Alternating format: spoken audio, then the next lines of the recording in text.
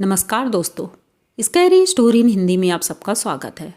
आज की कहानी की तरफ बढ़ने से पहले चैनल को सब्सक्राइब कर लीजिए और अगर कहानी अच्छी लगती है तो प्लीज़ लाइक एंड कमेंट करना मत भूलिएगा। आज की कहानी बहुत ही खौफनाक होने वाली है और अब हम ज़्यादा देर नहीं करेंगे और कहानी की तरफ बढ़ते हैं। आज की कहानी वैभव की है। वैभव एक कंपनी में जॉब करता है। वो बचपन से ही बहुत गुस्सैल और बहुत झगड़ालू किस्म का लड़का था और आज भी कंपनी में जहाँ जॉब करता है वहाँ पर लोग बोलते हैं ये किसी से सीधे मुंह बात नहीं करता है और पढ़ने में तो बहुत अच्छा था और इसीलिए उसे इतनी अच्छी पोस्ट मिली है और अपना काम भी बखूबी बहुत अच्छे से संभालता है। इसीलिए उनके बॉस भी उससे बहुत खुश रहते हैं।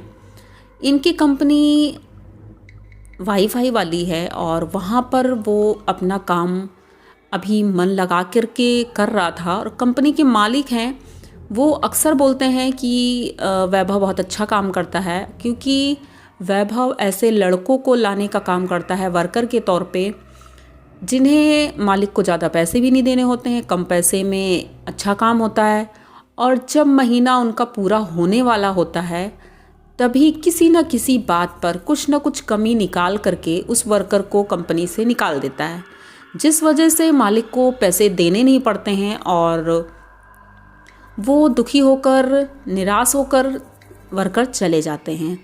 तो इससे वर्कर का तो नुकसान हो गया, लेकिन इन दोनों का फ़ायदा होता है और काम भी निकल आता है, क्योंकि इतनी बड़ी कंपनी है तो लोग काम के सिलसिले में तो आते ही रहते हैं।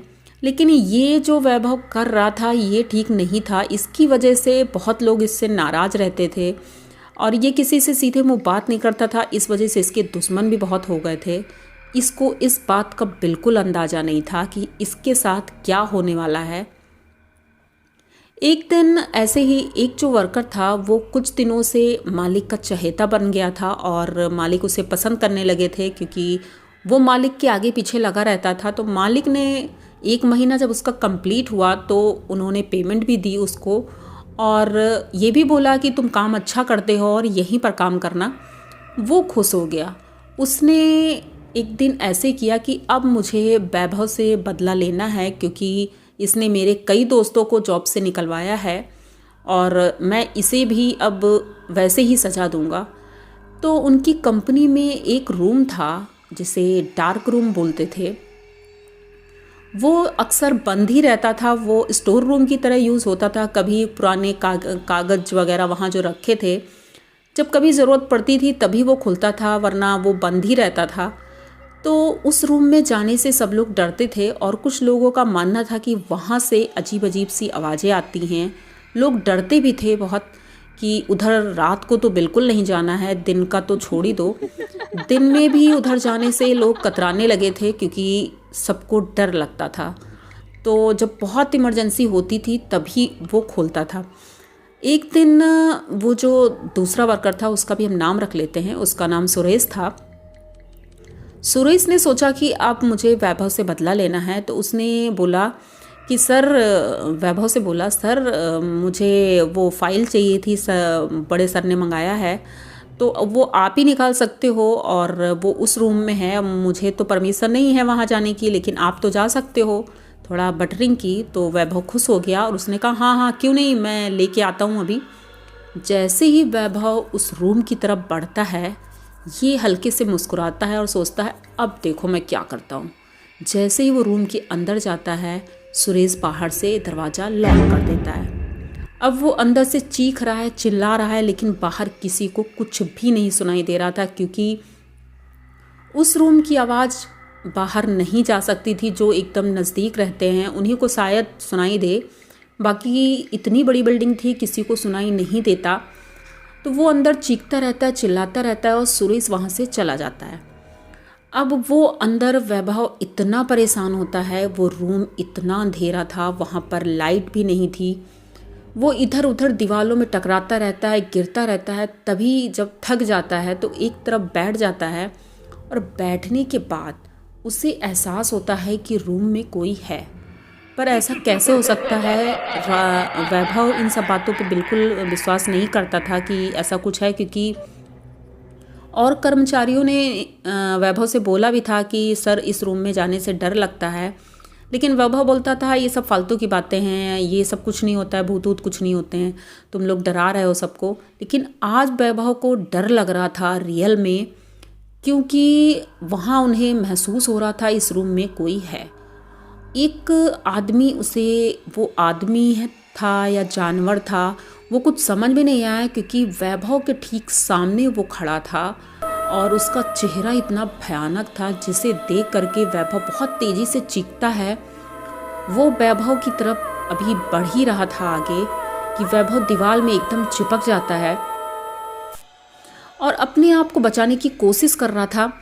लेकिन वो आदमी जो था, भूत है या जो भी है, वो वैभव की तरफ बढ़ते ही जा रहा था और अचानक से वो दीवार में जाके चढ़ने लगता है। अब वैभव जब पीछे देखता है मुड़ के तो उसे वो नहीं दिखता है।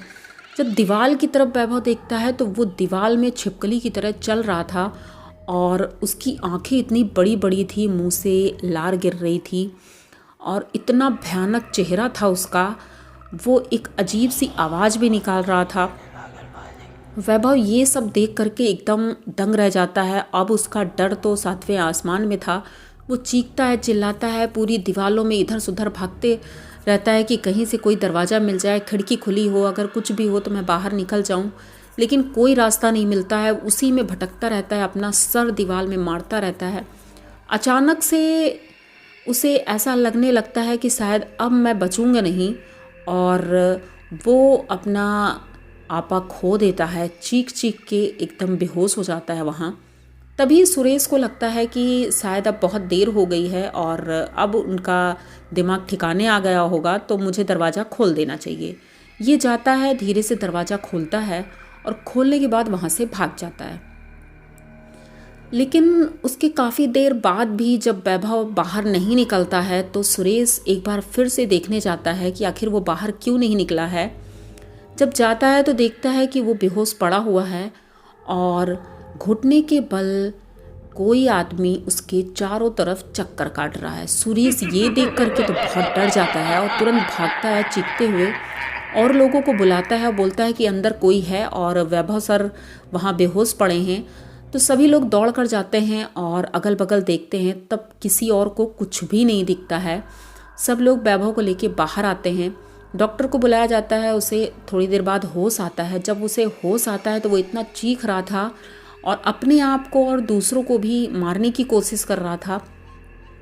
तो सभी ने, डॉक्टर ने बोला इसके हाथ पैर बांध दो, नहीं तो ये नुकसान पहुंचाएगा अपने आप को भी दूसरों को भी। उसको बांध दिया जाता है और वो, उसकी आंखें एकदम लाल थी और वो खाने को मांग रहा था कि मुझे भूख लगी है, और इतनी भयानक आवाज़ में बोल रहा था।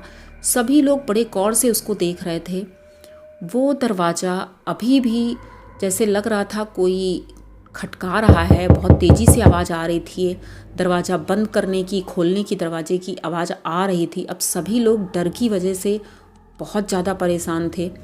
डॉक्टर्स अपना काम करके चले गए थे और उन्होंने बोला था अगर इसे आराम नहीं मिलता है तो इन्हें मेंटल हॉस्पिटल आप ले जाइए, क्योंकि इनका दिमागी संतुलन लग रहा है ख़राब हो गया है डर की वजह से।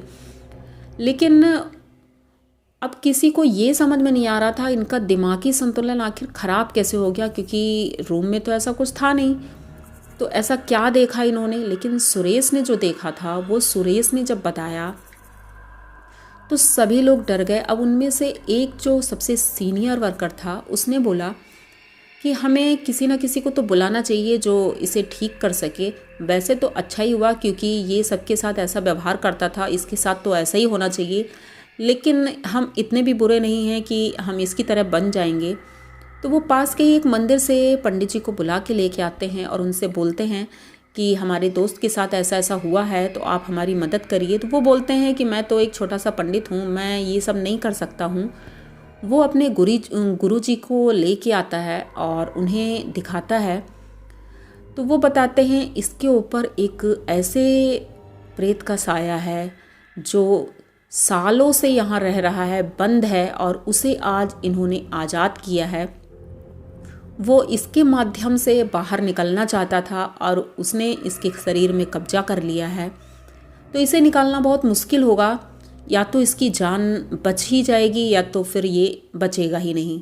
अब ये सुन के सब लोग और परेशान हो जाते हैं। वो इतना चीख रहा था, चिल्ला रहा था जब उसे होश आता था, और खाने को मांग रहा था लेकिन किसी ने उसे कुछ भी नहीं दिया, मीठा मांग रहा था। तो गुरुजी ने उसको बिठाला और पूजा स्टार्ट की, हवन शुरू किया।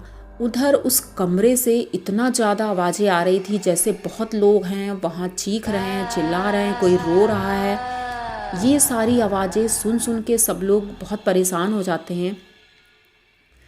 पूरी रात पूजा चलती है। वही सुबह 4 बजे जब पूजा समाप्त होती है तब देखते हैं कि वैभव बेहोश हो चुका है और अब उसे होश में लाने की तैयारी हो रही थी। जैसे ही वो होश में आता है तो उसे कुछ नहीं याद था, बिल्कुल उसे कुछ याद ही नहीं था कि वो रूम में गया था या उसके साथ कुछ हुआ है। बस उसे इतना याद था वो रूम के पास तक गया था, उसके बाद क्या हुआ उसे कुछ भी याद नहीं है। लेकिन वो रूम जो था, आज भी जब सुरेश ने बताया कि वो रूम बंद करने गया था लास्ट टाइम वैभव के निकलने के बाद, तब उसे ऐसा लगा था जैसे कोई उसे रूम में खींचने की कोशिश कर रहा है। उसने जल्दी से रूम बंद किया था और गुरुजी ने मंत्र से उस दरवाजे को लॉक कर दिया था। उसके बाद से उस रूम की तरफ कोई नहीं गया है। उसे हॉन्टेड घोषित कर दिया गया था ऑफिस की तरफ से। कोई भी उस रूम की तरफ फटका भी नहीं, और वो रूम आज भी डार्क रूम के नाम से फेमस है कि उस रूम में कोई नहीं जाना, वो भूतिया रूम है। वैभव अब ठीक है और सुरेश भी ठीक है। उसे पछतावा होता है कि उसने बहुत गलत किया था, लेकिन कहीं ना कहीं वैभव का जो स्वभाव था उस वजह से ये सब लोग परेशान थे। वैभव अब लेकिन ठीक है और उसका व्यवहार भी ठीक है। उसने सबसे माफ़ी भी मांगी है कि आगे चल के वो ऐसा कभी कुछ नहीं करेगा जिससे किसी को नुकसान हो। तो आपको अगर ये कहानी अच्छी लगी हो तो प्लीज़ चैनल को सब्सक्राइब करिए, लाइक कमेंट करिए, शेयर करिए और बने रहिए हमारे साथ। मिलते हैं किसी नई कहानी में। Thank you.